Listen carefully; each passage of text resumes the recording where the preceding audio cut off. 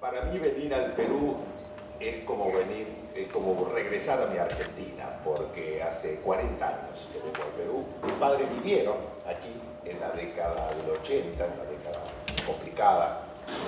Recuerdo cuando venía la primera vez que vine fue en el año 1981 y las torres de alta tensión caían y la ciudad de Lima se quedaba sin luz.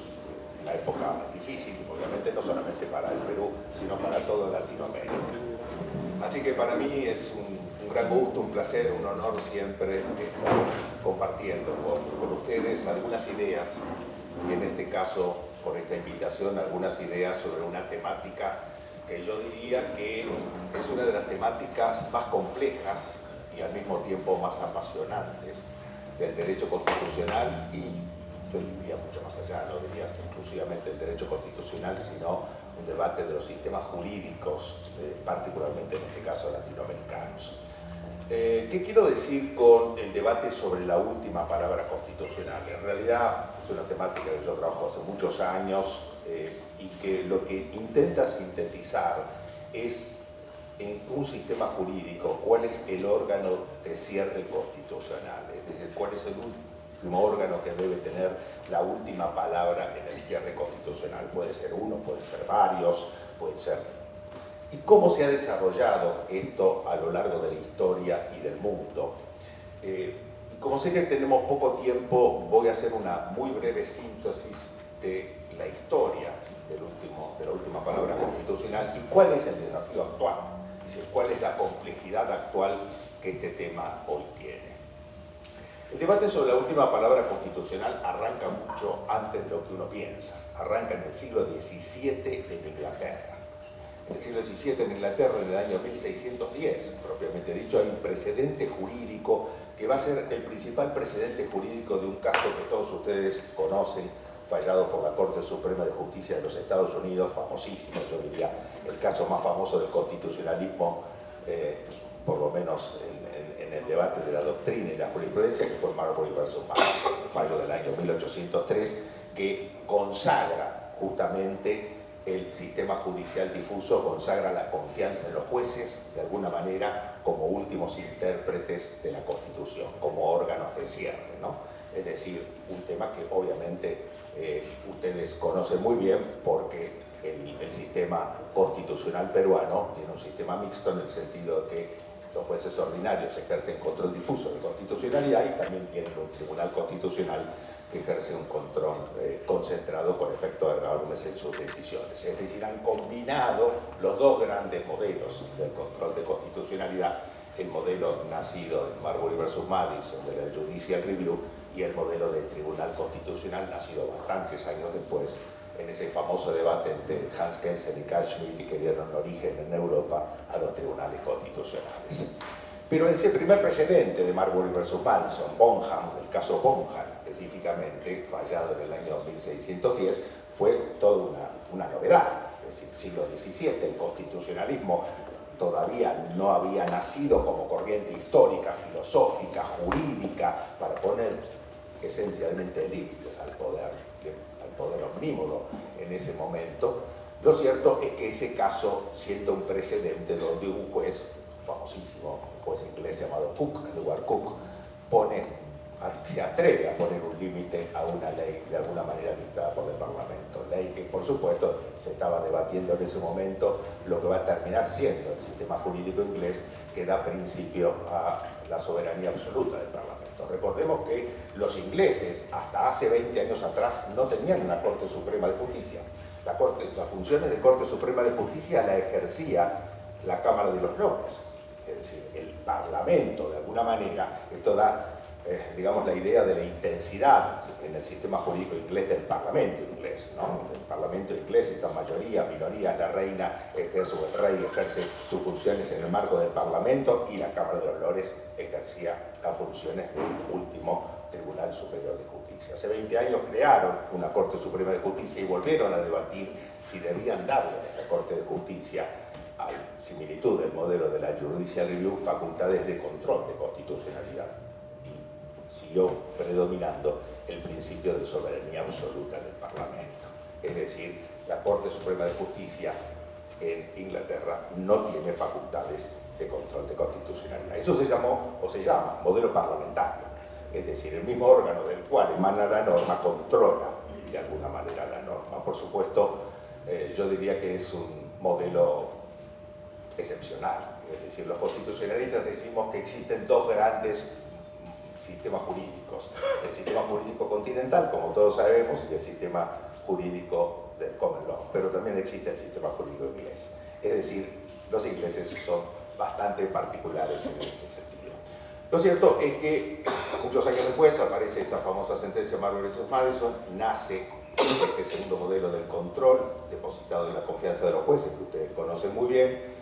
Muchos años después aparece también este debate que da origen a los tribunales constitucionales, que también ustedes lo conocen muy bien. Argentina no tanto, porque no tenemos tribunal constitucional. Nuestra Corte Suprema de Justicia actúa, obviamente, como un tribunal constitucional. En el fondo es un tribunal constitucional llamado de otra manera, porque resuelve esencialmente cuestiones constitucionales. Esa es la visión a la similitud del modelo de la Corte Americana.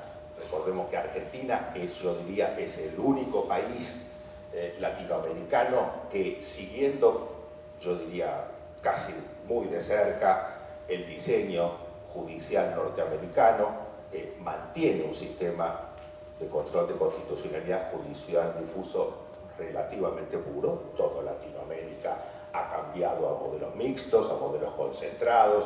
Paraguay tiene un sistema concentrado en una sala constitucional, Uruguay tiene un sistema concentrado en el pleno de la Corte, Perú tiene un sistema dual. Estoy utilizando la terminología de Domingo García Belaúnde en este sentido, un llamado dos sistemas que conviven sin mezclarse.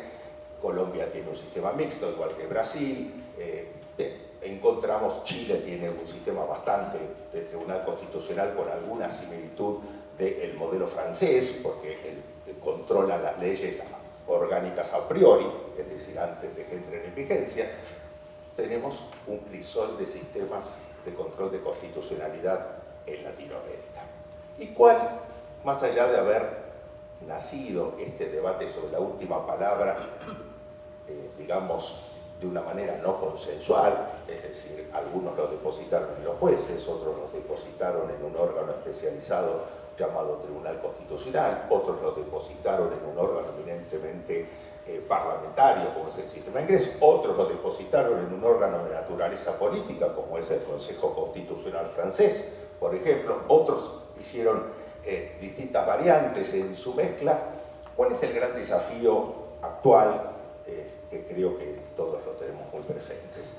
Cuando, obviamente, nuestros países integran el sistema interamericano de protección de derechos humanos, cuando aparece, lógicamente, a partir de la firma y la suscripción de la Convención Americana, los dos órganos del sistema interamericano, la Comisión Interamericana y la Corte Interamericana, con sus dos facultades, la consultiva y la contenciosa, y de alguna manera, cuando este nuevo actor, principalmente la Corte Interamericana de Derechos Humanos, ¿no es cierto?, este nuevo actor comienza a desarrollar una jurisprudencia que parece pretender disputar esta última palabra constitucional a muchos de los órganos de los países, centralmente a los poderes de las decisiones de los poderes judiciales o de quien tiene la última palabra en el sistema constitucional interno de cada uno de los países. Y esta convivencia, este diálogo interjurisdiccional, esta relación, de alguna manera, ha sido pacífica en algunas temáticas y conflictiva en otras temáticas, sin ningún tipo de duda. Y el Perú lo conoce muy bien, esto que en algunas temáticas ha sido conflictiva, porque el Perú en un momento determinado se ha retirado del sistema interamericano. He escuchado que también hay algunas mociones actualmente en la política peruana de volver a pretender retirarse del sistema interamericano. Hay países que se han retirado, hay países que se han... Y mi país, en este sentido, en esa relación que yo defino conflictiva en algunas temáticas, no ha sido una excepción. Argentina, en el año 2017, dictó una sentencia con motivo de una sentencia dictada por la Corte Interamericana contra Argentina, en el caso Fontevecchi y D'Amico contra la Argentina. En ese caso, se condena a la Argentina a dejar sin efecto decisiones judiciales internas, entre otras de las condenas de la Corte Interamericana, y la Corte Suprema Argentina emite un pronunciamiento que yo diría fue un pronunciamiento fuertemente discutido por algún sector de la doctrina, apoyado por otro, diciendo específicamente que la Corte Interamericana no es una cuarta instancia, cosa que lo había dicho ya la Corte Interamericana en reiterada jurisprudencia, y que si pretendía al condenar, dejar sin efecto decisiones judiciales internas, esa cuestión no podía ser porque al no ser una cuarta instancia no tenía la capacidad de dejar sin efecto de manera directa decisiones judiciales tomadas por el Poder Judicial en forma directa. No tenía esa capacidad operativa de la sentencia de la Corte Interamericana de ser operativo directamente en el derecho interno de los países. Y establece además que la Constitución Argentina tiene un núcleo duro en el artículo 27 de la Constitución Argentina que establece que el derecho internacional se respeta en el derecho interno en la medida que ese derecho internacional respete los principios del derecho público, justamente de la Constitución Argentina. Y la Corte, en ese fallo, dice uno de los principios de derecho público es que esta Corte es la que tiene la última palabra constitucional en el derecho constitucional argentino. Por lo tanto, hay que entender que esta sentencia de la Corte Interamericana, si bien son obligatorias las sentencias de la Corte Interamericana, conforme al artículo 68 de la Convención Americana, obligatorias para el país contra el cual se emiten, esto es válido siempre y cuando estén dictadas dentro del marco de su competencia, así dice la Corte, como diciendo, la Corte Interamericana se excedió en el marco de su competencia. Esto despertó realmente un movimiento muy fuerte, no solamente en la Argentina, sino, como ustedes imaginan, en toda Latinoamérica. Pero lo cierto es que en el diálogo interjurisdiccional, es decir, en el diálogo que se entabló entre la Corte Argentina, afortunadamente, y las sentencias de supervisión de la Corte Interamericana de Derechos Humanos, yo diría que la sangre no tapó el río, es decir, de alguna manera hubo un diálogo interjurisdiccional, cosa que es importante que se genere, porque en términos generales la Corte no dialoga, la Corte Interamericana no dialoga con los tribunales internos, en este caso dialogó, dio una alternativa, dijo, cuando yo digo dejar sin efecto no significa revocar necesariamente, pueden dejar sin efecto de otra manera, haciendo algún asentamiento en el registro de sentencias, de que esta sentencia ha sido declarada incompatible con el sistema interamericano. La Corte Argentina toma esto rápidamente, hace ese asentamiento, lógicamente, y la Corte Interamericana le da por cumplida justamente esta temática. Esta tensión y esta actitud, que en la teoría europea se conoce como la teoría de los contralímites y la teoría de la defensa de las identidades constitucionales de los estados, se ha replicado, como ustedes saben, en algunas sentencias del Tribunal Constitucional peruano, se ha replicado en algunas sentencias de la Corte Constitucional colombiana, recientemente, o relativamente recientemente, hace un año atrás, en el caso Gustavo Petro, justamente, que lo conocemos bien con Osvaldo, porque estábamos juntos cuando sucedió el caso Gustavo Petro, el actual presidente de la Corte del país colombiano, pero no cuando era presidente, sino cuando era alcalde de Bogotá, y recientemente se ha replicado también en Guatemala.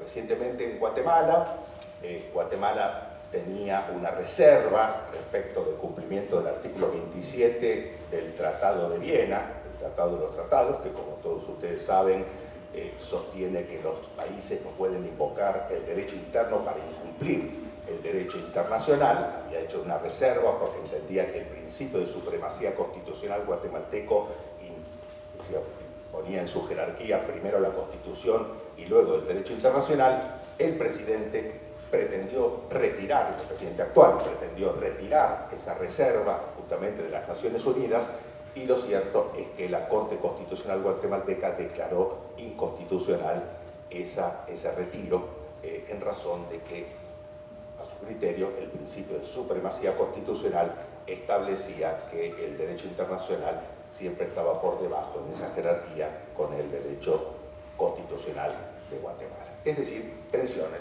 que, como vemos, se van generando en este debate sobre la última palabra constitucional. Yo creo dos cuestiones, y con esto finalizo. Podemos, obviamente, después de la exposición del doctor Rosagini, debatir, digamos, sobre estas cuestiones. Creo que estas tensiones tienen que buscar alguna forma de canalización. Y las dos formas de canalización más adecuadas, a mi criterio, son el diálogo interjurisdiccional, del cual he hecho referencia, es decir, un relacionamiento, un diálogo auténtico para tratar de preservar de la mejor manera la protección de los derechos humanos, el principio de dignidad y el cumplimiento de las decisiones del sistema interamericano, y por otro, por supuesto, algo que el sistema europeo ha desarrollado con mucha intensidad y ha sido muy favorable justamente para el asentamiento del sistema europeo de protección de derechos humanos, y que la Corte Interamericana ha dejado en deuda, a mi criterio, en esto, que es el desarrollo de la doctrina del margen de apreciación nacional.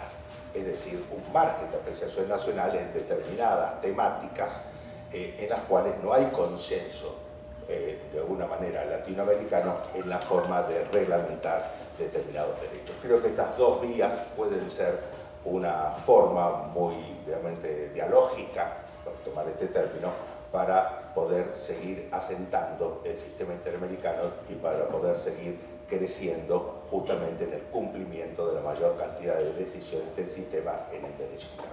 Muchas gracias a todos ustedes.